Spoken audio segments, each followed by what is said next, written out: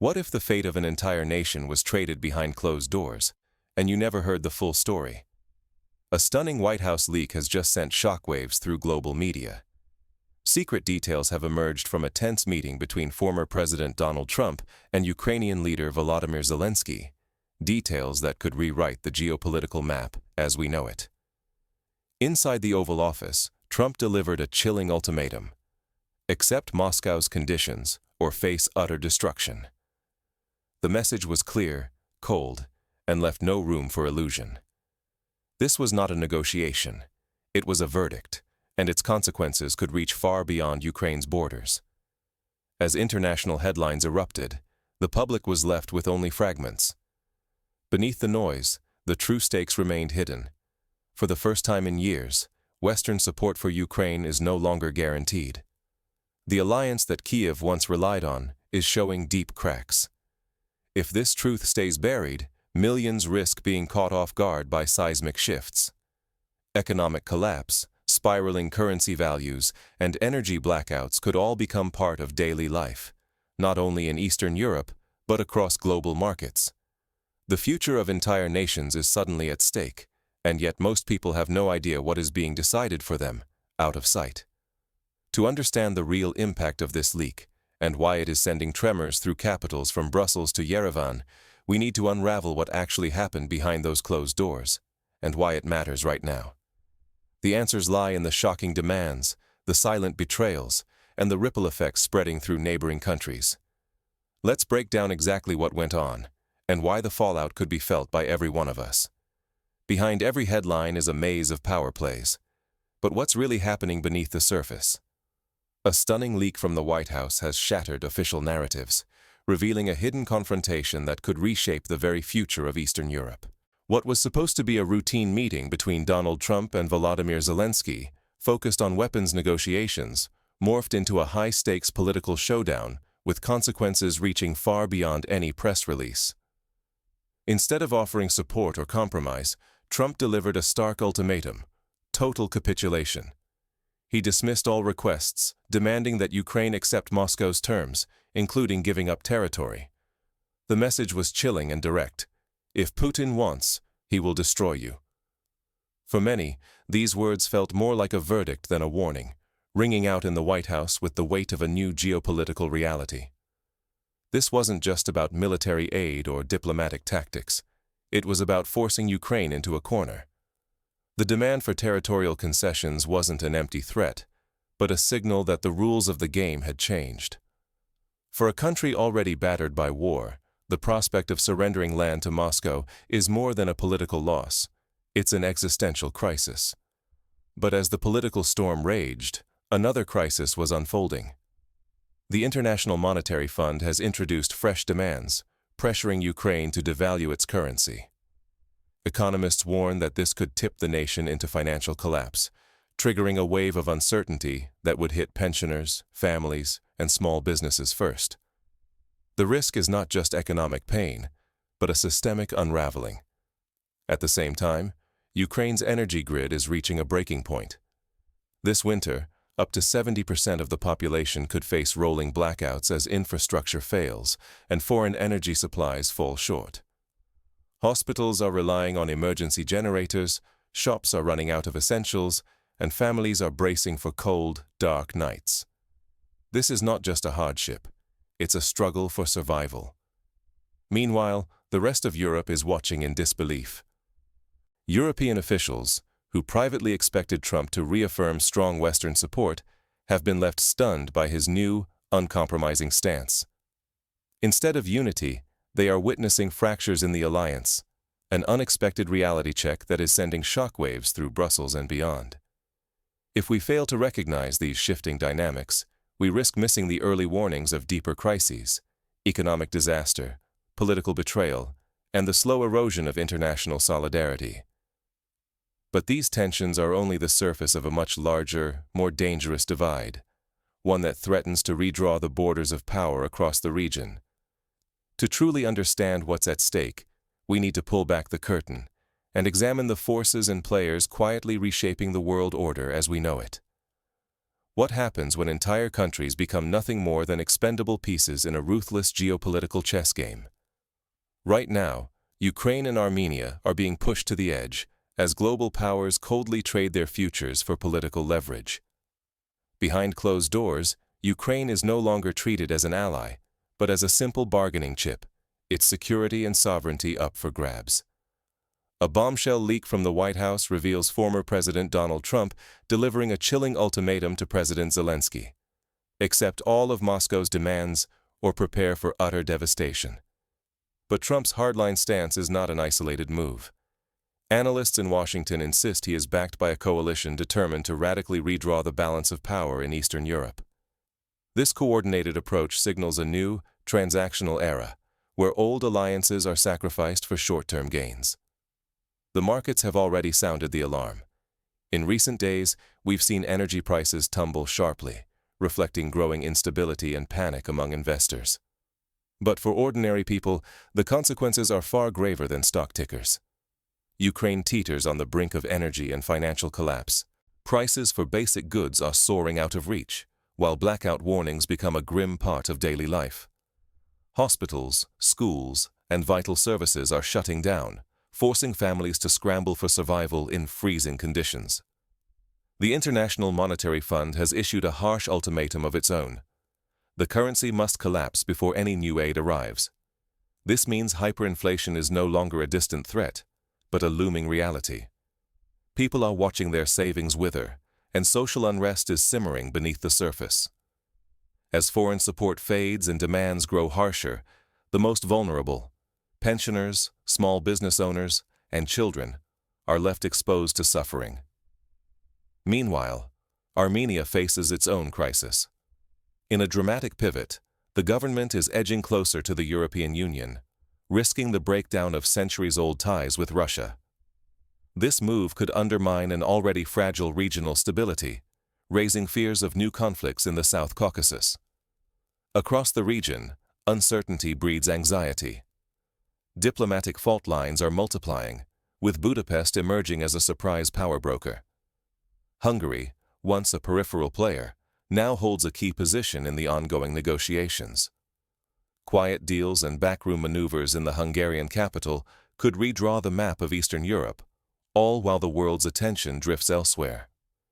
If ordinary people remain unaware or indifferent, they risk being blindsided by catastrophic blackouts, runaway inflation, and the loss of basic security, while their leaders quietly trade away their future. Most will have no say at all as their lives are reshaped by events far beyond their control. But if you think the current storm is as bad as it gets, the coming weeks may bring changes that no one can undo. Let's explore what could unfold next, and why the stakes matter for everyone. We stand on the brink. What kind of world will emerge from these secret deals and shattered promises? Right now, the fate of Eastern Europe is being shaped in rooms far from the public eye. In Budapest, diplomats race to forge a breakthrough that could redraw the entire map of influence. If these talks succeed, old alliances will crumble and new power blocks will rise, shifting borders not with armies, but with signatures on paper. Meanwhile, the NATO military buildup near Kaliningrad is impossible to ignore. Columns of armored vehicles and flights of fighter jets have neighboring states on edge, fearing that a single miscalculation could spark open conflict. In the Baltic states, governments are quietly urging citizens to prepare for disruptions, while military exercises grow in scale and urgency. Regional actors find themselves bracing for a new phase of confrontation. Lithuania, Latvia, and Estonia scramble to update contingency plans. Across the region, small countries realize they may soon be left to fend for themselves if larger powers opt for deal-making over deterrence. The message is clear. The old security guarantees can no longer be trusted. But it's not just troop movements and diplomatic chess. The West itself is fracturing from within. In Washington and Brussels, the once solid Atlantic alliance shows visible fault lines. Trump's latest public statements echo Moscow's talking points more than ever before, fueling anxiety among leaders who once relied on unwavering American support. As Western unity collapses, Moscow and others move to exploit the vacuum. Armenia's dramatic pivot toward the European Union was meant to offer hope, but the reality is far more precarious. Yerevan's new path risks leaving it isolated, with Russia treating this move as a betrayal and the European Union still hesitant to make concrete commitments. For Armenia, dreams of integration come with no firm security guarantees and no promise that Brussels will step in if crisis strikes. And beneath it all, the energy crisis is no longer just an inconvenience, it's an existential threat. Blackouts sweep through cities, store shelves empty as supply chains falter.